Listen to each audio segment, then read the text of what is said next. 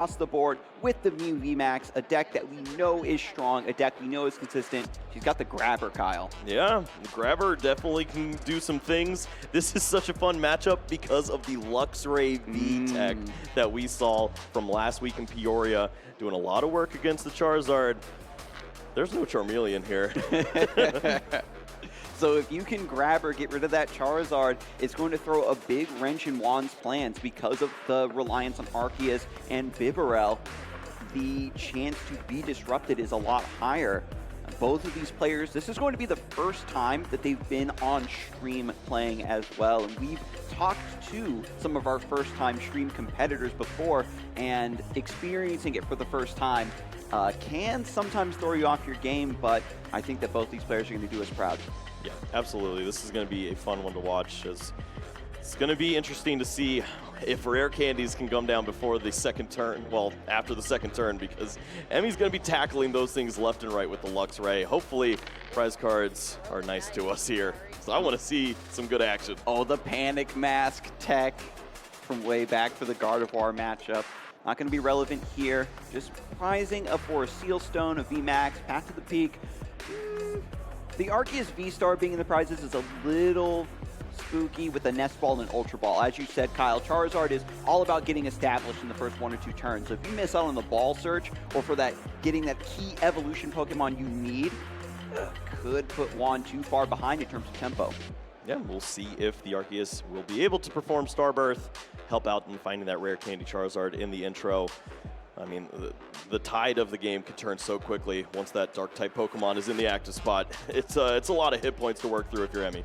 And I think that it really showcases the mindset both players are going to have going into this matchup, where Juan is going to be so focused on getting the right setup, and Emmi is just going to do Mew VMAX things. But Juan's kicking us off with Arceus, Bidoof, Attach, Pass, the classic. There's no Charmander. That's not how this works. You definitely need that down if you want to work out the Charizard on the second turn. Cramorant getting rid of a grabber. I don't know if this is going to be a reroll, and it's a Tails. Instantly starting off with that Luxray V can certainly target down the hand, start to remove some of those pivotal trainer cards. Ultra Ball finds a Mew. Just need one more way to get a Genesect in the hand. There's Path to the Peak. And just going to be a Judge. Seems to be taking a much more chill turn. Emmi seeing, again, no Charmander, not a lot of big threat coming through right away. Yeah, this is wise from Emmi. Obviously, the Path to the Peak shuts off your own abilities, but slowing down Juan could be great here. You don't have to worry about a card like the Double Turbo. It's just a one-of from Juan, so if he is able to find that, then you're in trouble. But ultimately, with 4 cards to work with and no abilities, seems unlikely. At the end of the day, right, Mew wants to slow the opponent down, and you just bump your own Path to the Peak whenever you need to unleash the floodgates of Genesect. After the Judge, Emmi picks up for a Seal Stone, which is fantastic. Why do I even talk? There's a Double Turbo in hand. We knew it all along. The one. Emmi with a tough choice here, finds the Forest Seal Stone, could target down the Double Turbo Energy and start to go at those trainers in the hand from Juan. Or you start to think about what you're going to do on future turns. Very cool. Picks up the Feather Ball to grab a second Mew V, and immediately uses the Star Alchemy ability on Forest Seal Stone. Notably, can still be used under the influence of Path to the Peak to pick up Double Turbo Energy to set up Fang Snipe on the Luxray. Path, Judge, also your -1 card. There it is, Fang and you Snipe. get to see the hand. Let's go. Just for 10, but you get to take a look at the hand, and Escape Rope is going down. That hand is not much. But Juan's going to make it happen right now. Has the DTE. No way. Finds the V-Star. Just top decks the V-Star. The other one's prized. But no way to bump the path. It doesn't matter. Just attack. Just start swinging, I guess, Kyle. Emmy's like, I just saw your hand. I know that wasn't there. Has the fantastic alt art as well. Always dripping on him. Yep. Wow. And then gets the charge onto the second Arceus V. This is going to be a wild one, Kyle. I mean, we're in Theme Deck Wars, but this is a pretty favorable one for Juan. The Luxray tech is going to go down. And from this point, you're taking prize cards. There's no Genesect on the other side. You're potentially going to be locked from the path to the peak on your own side because you only have 2 cards in hand. Yeah, the goal of Emmi's turn was to disrupt and slow down Juan as much as possible, but just with 1 clutch draw, 2, if we count the double turbo energy already being in the hand, he's got a couple attackers established and can start putting on pressure and slowly but surely buying time for Charmander maybe to join this race. Yeah, I mean, they're bad attackers, but they're going to get the job done. Just 180, 110, whatever. Just start attacking into these Pokemon. If there's nothing in Emmi's hands to move this path and get a Genesect in play, how do you even continue this game? 1 draw of destiny, Kyle. Oh, is this considering is this a another Cram-O-Matic? Cram-O-Matic? What's happening? Yes, Oh! the Cram-O-Matic. No! Tails! Game 2? What do you do? Yep. Fang Snipe, just 1 energy left, and now Juan is going to take over the game. Hey, There's there's the that Charmander. Charmander you were talking about.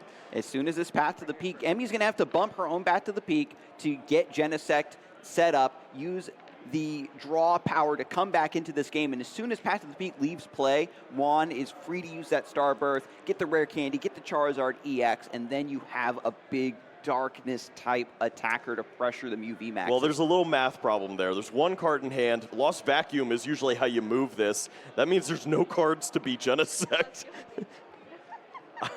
At least she's having a laugh with it. I definitely respect the opening play, trying to just say, I want to slow down this Arceus. Seemed like a good idea at first, but only hitting an escape rope off of the snipe wasn't as detrimental as you would like, and Juan got that V-Star. Started to deal damage. It wasn't just a Trinity charge for energy. We had Trinity Nova to get the big hit. That was wildly unlikely. Emmi's going to watch this back and say, are you kidding me? There was an Arceus V-Star in the prize cards. There's only 1 double turbo. You judged him into the perfect cards, and then he top decks the Arceus V-Star. That is exactly what you want to see if you're Juan playing in your first stream match, and so hopefully, for his sake, he can continue that trend.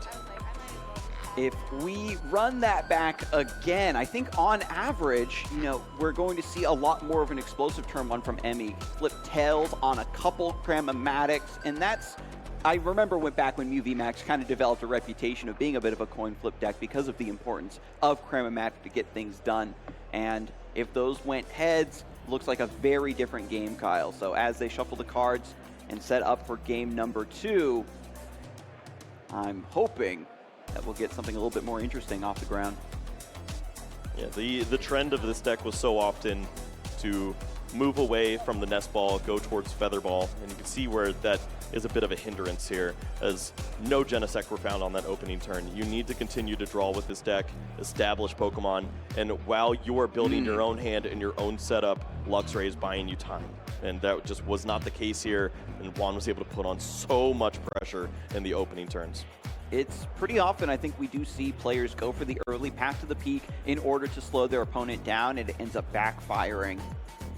Like, every time we see, like, Miraidon players that are still on the path tech, they'll set it up to slow their opponent down, but then don't have access to fleet-footed, and those resources very quickly evaporated. It's rare to see a UV Max deck with 1 card in hand, Kyle. That's right. All right, let's take a look at these prize cards. Not too bad on both sides. I think we're in for a good one here in game 2. Yeah, let's have a nice clean match. Game number 2 is underway. Emmi's kicking off, has the Genesect in the active spot, a second on the bench attached with the Forest Sealstone and Featherball to pick up a MUV. Yeah, take a look at this. Emmi says, oh, Genesect's a good card, you say. Well, let's get 2 of those down and maybe start to work on a nice opening start here. Obviously targeting the Mew in the beginning with this Feather Ball, but with the Forest Sealstone, there's potential to find all of the resources you need and target down that early Luxray. Yeah, this is the Mew VMAX setup that we know and love, Kyle. It's exactly what we want to see. Across the table, Juan does have that mysterious tail Mew in the active, a little bit of a chance to get an additional rare candy or maybe a ball search to get things started, respond to this in kind. And Emmi is actually setting up the Luxray once again. How do you feel about her leaning into this strategy a little bit more? I think it's the correct play. It's in this list because you want to target down all the rare candy Pokemon that you're going to see on the other side. My only issue is, why aren't we hiding this information? let's put that VIP pass in the hand and at least have the illusion of some other cards. Choice Belt onto Mew, double turbo energy attached as well. And we got to remember, you know, to keep your counts with the Genesect, with the Fusion Strike system correct. Remember this back with Mew when it would tech in like Aerodactyl and stuff. You're drawing one less card off the Fusion Strike system because you're keeping that bench slot full. Well, a nice find with the Mew V added to the board. You will see all 4 illustrations of Mew in this list. It's a long list of Pokemon on the deck sheet for us, even though they're all the same. They could not keep reprinting this card, Kyle. Mew is such a fan favorite. Mew VMAX is such a fantastic deck in the game and has been for a long time. I can't fault them for that. I do like Emmi's choice of playing the energy onto the Mew V. When you realize that your opponent is using the Arceus style of this deck, you want to be able to take the knockout on that Pokemon before anything gets rolling, and then maybe lean into the Luxray if you haven't seen the Rare Candy Charizard yet. And Juan just going for the Nest Ball first to start things off, looking through the deck. Going to grab a basic Pokemon, just a little bit of thinning before the Mysterious Tail, of course. Small efficiency there. And as you already talked about, Kyle, we know that Juan's prizes aren't too detrimental. It's just taking the opportunity to sculpt a game plan around what he does have access to and grabs Arceus V. This is going to be the lifeline. So often we see players really rushing to find that Pidgeot in this deck, and it's not going to be the case in this situation. No Seal Stone stuff working here. It is all about Starbirth. So that Arceus V has to remain in play for Juan to find anything going into the next few turns. And Juan is on a 2-2 line for the Arceus V and the Arceus V Star. It will remain to be seen if he is going to be startled by the Mew V with the double turbo and the Choice Belt, ready to evolve and maybe take down the Arceus V with a boss's orders. But for now, just going to focus on Mysterious Tail. VIP pass found. Lovely. Absolutely crucial there, as the rest of the hand certainly has some counterplay to Path to the Peak and other things you may encounter, but you gotta have those basic Pokemon down first. Yeah, this is a list, as we can see, Kyle, has a lot of setup Pokemon. The Bidoof, the Charmander, the Arceus. You telegraph what you want to do very immediately in the match, and there's this window of opportunity now being presented to Emmi to, you know, take her pick of which of these Pokemon might be removed from play. Yeah, a lot of pieces that you need. There is another Charmander in hand, so that would be a real issue for Juan. I would potentially see Emmi using a boss's orders to target down if it was just a single copy. But because there's only just one Arceus and 2 Charmander, likely have to target down that Arceus and just hope that there's not a Rare Candy Charizard on the other side. The idea to put down too many threats that need to be answered, too many things that are going to evolve and begin to snowball the game, gives you the resilience towards that disruption. Luxray might not be able to keep the floodgates closed before we see all the fire energy in the world come pouring out of the deck and attaching it to a big conga line of attackers on one side. After getting set up, passes back over to Emmi, has the Mew VMAX, 2 of them. Another double turbo, always going to go for that Luxray. And now with the Fusion Strike system for 2, needs to find a way to get this out of the active. Yep, running into a bit of a clogged hand here. Thankfully with that Ultra Ball can help remove some of those resources. Just like fails the Ultra Ball, nice thin. Just Genesect, double turbo energy, just cards that you can't really play at this situation. And we need to see this Genesect not only moved, but likely in combination with the boss's orders to find a relevant attack. If not, it's just going to be Luxray attacking into this Mew, trying to remove potentially Ultra Ball from the hand, which we do know that Juan is holding on to. I think with the presentation of the 2 Charmanders, the Arceus, you know you can't stop your opponent from getting established, and it might be better to just make it so they don't get all 3 of their big important Pokemon set up. Try to get one of those it looks like we're going back to Flip City. Oh, Cram-O-Matic heads. Hey, there it is this time around. All right, Just so have there to is try it a one third time. escape rope in the deck. There's a couple switch carts. Get this Genesect out of the active. Maybe cram for... There's a lot of options here, obviously. Yeah, this is complicated. With the Mew in the active, Luxray is not nearly as enticing as it once would be.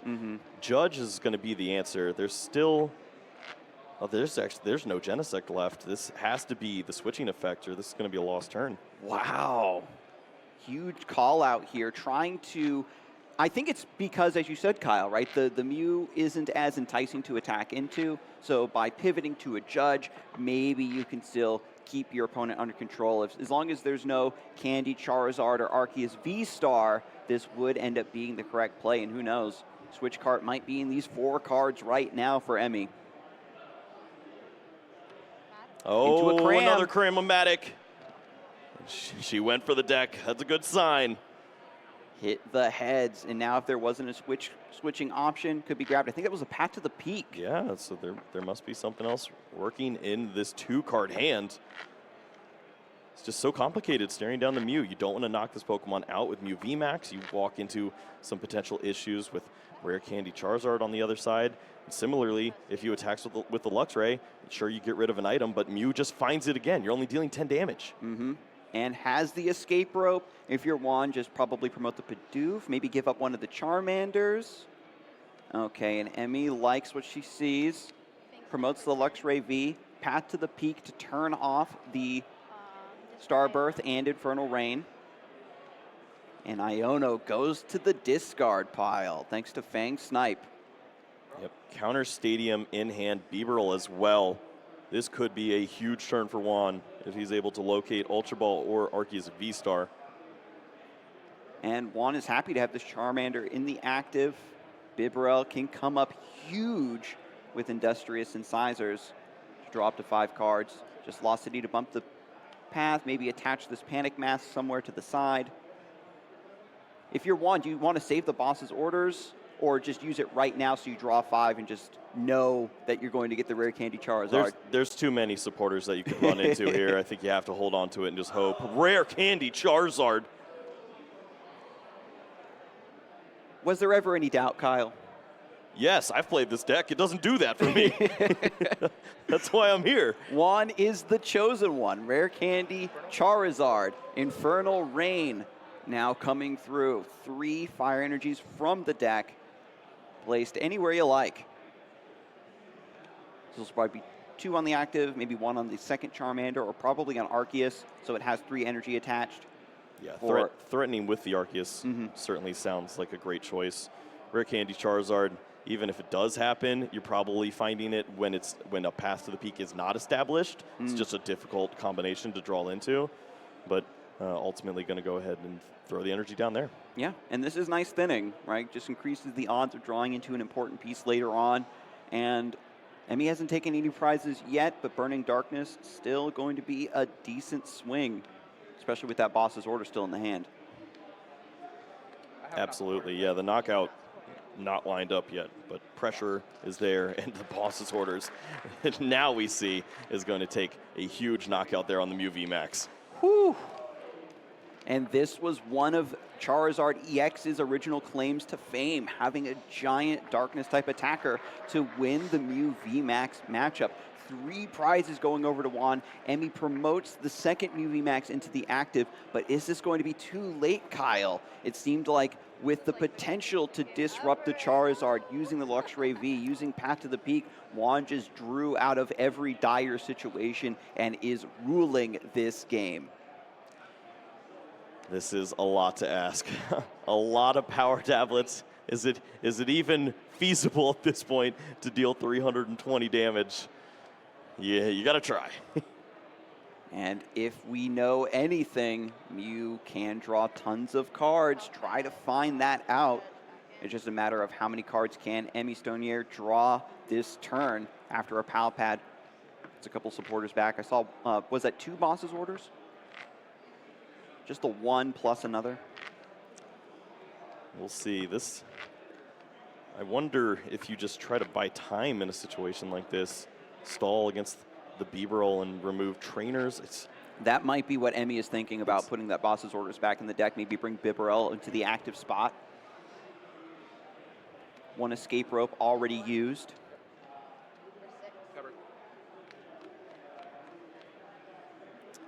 Potentially copying Psychic Leap to deal some damage to chip into this Pokemon. Yes. Yeah, so it's after the Iono. Thank you for catching that. Oh, right, the Lost City. Right. Shouldn't matter, but we will continue to play by the rules.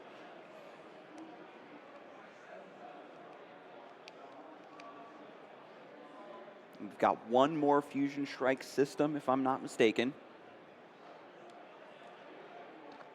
Ultra Ball discards another Ultra Ball. I got a glimpse at another Path to the Peak in the hand. And this is wise. If you're looking to use Psychic Leap, you'll need another Mew if there was a boss in the hand for Juan. Could just target that Mew V, and there would be none in play. So thinking ahead, deal some relevant damage into this Pokemon. Maybe you can find a turn where you clean it up in combination with a Path Judge, something of that nature. There's just a big uphill climb right here when you stare down the Bibarel on the other side. This hand is going nowhere. And this is the final Fusion Strike system. Cram-O-Matic, I think I Energy. saw in the hand. Need the double turbo played down there, and thankfully finds that. And then I will go ahead and copy Psychic Leap for 80. Okay, Psychic Leap to put the Mew VMAX back into the deck. Gets that 3 prize liability out of here until the Charizards are dealt with. But where does Emmi pivot? It's just Luxray V. All of the energies are already in play. The attackers are established. It's just going to be slowly but surely chipping away at Charizard EX. And then by the time it goes down, Juan's going to be Fang sniped down to a 1 or 2 card hand. Yeah, there's a real possibility that the cards get scooped if we see another rare candy Charizard this turn. There's no way that Emmi is able to play around that from this point. That is Juan's sole goal right now. Sorry. And this is, again, a matchup you really don't want to hit as Mew VMAX just because Charizard, when it gets set up with that rare candy, the cascade just starts happening. A third Charmander hits the bench, Bibarel to draw it back up to 5. There's Rare candy found! There is a Path to the Peak in play, so the energy is not available. But Colress Experiment sees 5 more cards. Fire Energy or Counter Stadium here lines up 2 fully built Charizards. Not there yet. And that's even Arceus V-Star, another card that is blocked by Path to the Peak. And that's why it's so dangerous, Kyle. Even if you don't have the rare candy Charizard, Starbirth can find it for you. And this Path, this one Stadium card is just barely holding Juan back from taking over this entire game. Very wise here for Juan. Throwing away that rare candy, sees the Ultra Ball, and that equals more cards on next turn. If you're able to use that, thin down the hand, draw with Bibarel, you're only looking for Fire Energy or Counter Stadium from that point to use the Starbirth to find the energy for your Charizard that we now see candied into. Mm-hmm. And this is important to note. Again, it was a big weakness of Charizard EX that we discussed at the top of the show yesterday, that because the Burning Darkness damage scales with how many prize cards your opponent has taken, it does become a little bit clunky to start dishing out damage and closing out the game once you get your opening dominant position. Juan really debating using the Ultra Ball here. It would not suggest that. I do like seeing the Choice Bell played. However, you know your opponent's using a deck with Judge, and drawing into an Ultra Ball basically means Bibarel is going to see plenty of cards. So keep that resource in your hands so maybe you can find it at a later time if this hand's disrupted. So Emmi gets the grabber, gets to see the hand. Man, if he goes back down to the bottom of the deck. That's good news for Juan. It's one less card to worry about for Bibarel. But all of the threat for Juan is in play. Emmi, unfortunately, looking at the hand, doesn't do too much there. Gets heads on a Cram-O-Matic, though, with 90 damage on the Charizard EX. It's still a pretty tall order to get the knockout. The Mew VMAX was shuffled back into the deck thanks to Psychic Leap, and perhaps the re-evolution it's going to be, you know, that sort of combination, Kyle, of re-evolving the Mew VMAX, getting the attachment, and coming out to knock out the Charizard EX before it can swing back on you. But from this point, you're once again putting that 3-prize liability back into the active spot when there's a second Charizard EX with one more energy attachment ready to get that revenge knockout.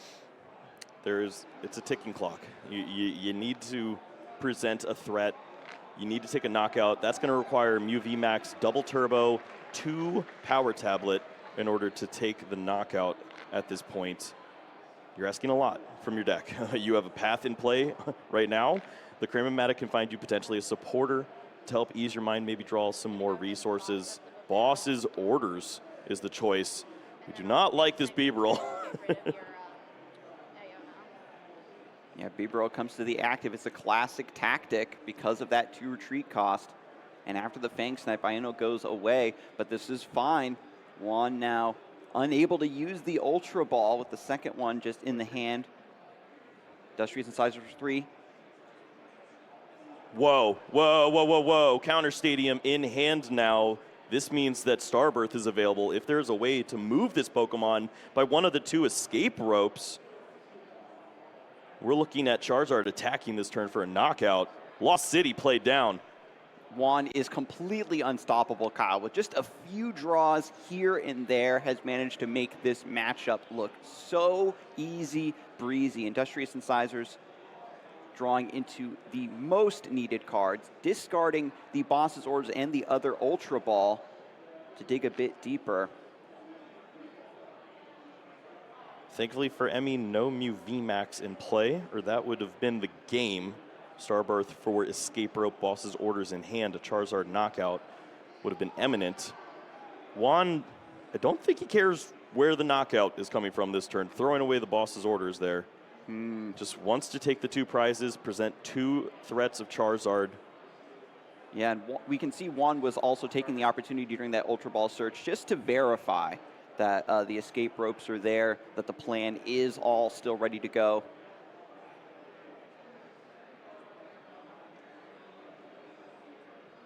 I wonder what he's hesitating about here, Kyle. Has the escape rope, maybe just figuring, I take 2 prizes, but then what happens? There's a Charizard there, the Arceus is there. They're both 1 energy off of being able to swing in. And with Emmi, Stonier only still having 6 prize cards left, you've got plenty of time to just start hitting, to start knocking on that door. Yeah, the worry at this point is if I lose the escape rope by way of Luxray, then how do I come back from a situation where Emmi uses Boss's Orders on the Bibarel, removes my escape rope, and then I don't have a way to retreat this Pokemon as I've already thrown my double turbo on this Arceus V-Star. So I think that's about the only way that this 98% win disappears, and Juan's just trying to pivot to the best potential way to clean this up. It's going to take the knockout with the Arceus V-Star, it looks like. I have not supported this turn, right? Oh, it hasn't even used the supporter yet, so. Yeah, I was just verifying with the judge before playing that Professor's Research for 7 cards. And now with a big, fresh hand, there's going to be plenty of options heading into the next turn, potentially the penultimate turn. Goes down to 1 prize remaining after the shuffle here from the Trinity Charge. Yep, Pokemon V don't need any energy in this game. Already looking fine. And so Mew V now promoted into the active. This is the one with Box of Disaster. Genesect V being placed in the Lost Zone, of course, thanks to Lost City. Only working with 1 Genesect draw. Switch card thinned down. Only 2 cards to be seen because of the Luxray in play.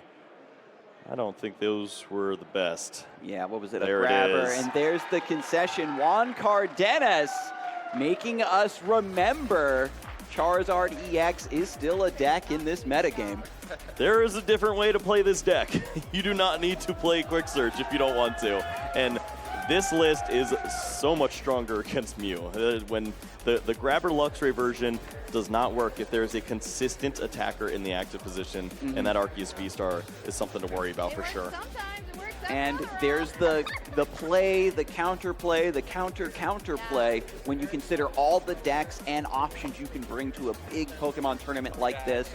And I think, can't appreciate the return to form. Arceus was the poster child for deck consistency for such a long time, and as more and more decks got added to the game that have that energy acceleration, it started to fall by the wayside. But the combination of energy acceleration and the ability to find those missing pieces, right? Starbirth is just 2 quick searches at once. Yeah. Seems like he's good to go. A little nervous energy there from Juan, but does not need to worry about that here. A strong setup in game number 1 to knock out the Luxray V, which seems to be the enemy of Charizard, but not today. Arceus V-Star taking a big knockout there to lead us into game 2.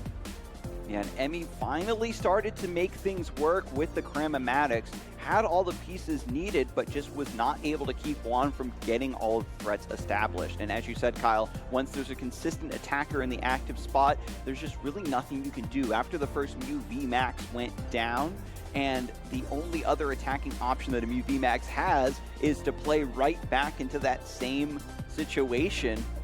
All Emmi could do is try to slow things down, buy time by stalling the barrel into the active and praying. Yeah, it made sense. You have to try to find an opportunity. If you're not going to draw into the double power tablet, you aren't taking a knockout on that turn. You have to slow down, maybe try to buy yourself some time. Make Juan use those resources, go grab the escape rope, and there is a world where Emmi is able to potentially disrupt the hand, lock a Pokemon, remove the escape rope. It's too much to ask for, though. Yeah, it was just his day. Juan now 1-0 for his first time playing on the stream, and even when everything was coming down to just 1 or 2 key top decks, even that game 1, right, had the DTE, it's just a 1-of in the deck, gets the Arceus V-Star, is almost immune to the Judge, Path, Luxray, Fang Snipe combination that has